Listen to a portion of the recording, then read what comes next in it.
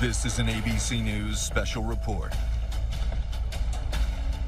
And good afternoon, everyone. I'm Kira Phillips here in Washington. We are coming on the air with major news in the special counsel's investigation into former President Trump. Special counsel Jack Smith has filed a superseding indictment against former President Trump in the federal election subversion case.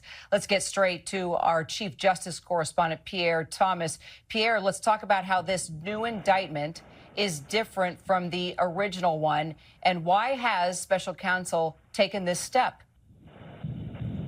Well, Kara, this is a new superseding indictment brought before a new grand jury in Washington. And what you see the special counsel doing here, he's trying to accommodate the recent Supreme Court ruling, which broadened the immunity of a sitting president. And in this case, what I'm told is that the charges will largely remain the same, but they've taken out some allegations, for example, that deal with the president dealing directly with members of his cabinet, including the Justice Department. Anything he said to them cannot be included in these charges, and the allegations and the evidence, that's been taken out.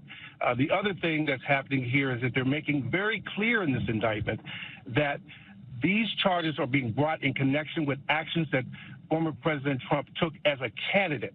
They're saying that he took these actions to remain in office, and he did all of this as a candidate, not in his capacity as the President of the United States. So this narrows the indictment to follow the Supreme Court ruling.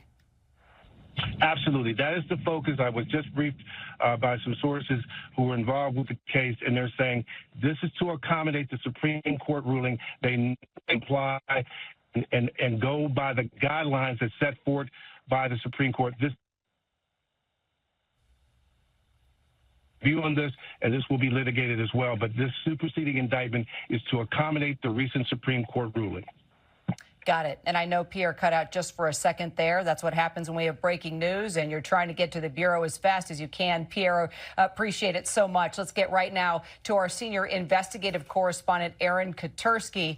Aaron, this definitely looks like quite the 1-2 punch from special counsel. It does. Special counsel Jack Smith is not going to be cowed by the Supreme Court ruling on presidential immunity or by a federal judge in Florida's recent decision to toss the indictment against former President Trump, charging him with mishandling classified material. Jack Smith just decided to appeal that ruling to the 11th U.S. Circuit Court of Appeals, and now he has filed a superseding indictment in the January 6th election subversion case in Washington.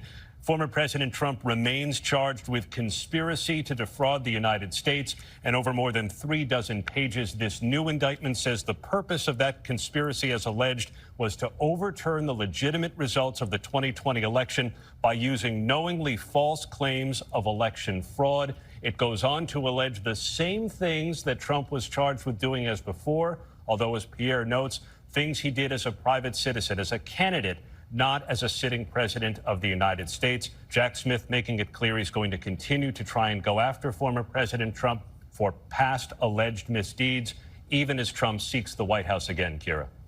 Interesting that the previous indictment was 45 pages. This new indictment now 36 pages. Aaron, what recourse does former President Trump have now? Well, he is going to undoubtedly have to return to federal court to be arraigned on the superseding indictment. In all likelihood, he would plead not guilty, and then he can continue his efforts to have this indictment either dismissed or delayed, as he has previously. We don't know yet what the former president's specific legal strategy is going to be, but expect him to fight tooth and nail, as he has against every criminal prosecution that he's faced, Kira. All right. Our investigative correspondent, Aaron Katursky, also our Chief Justice correspondent, Pierre Thomas. Thank you both so much. Our coverage does continue on ABC News Live and also abcnews.com, and a full wrap-up coming up on World News tonight with David Muir. I'm Kira Phillips. We now return to your regular programming. This has been a special report from ABC News.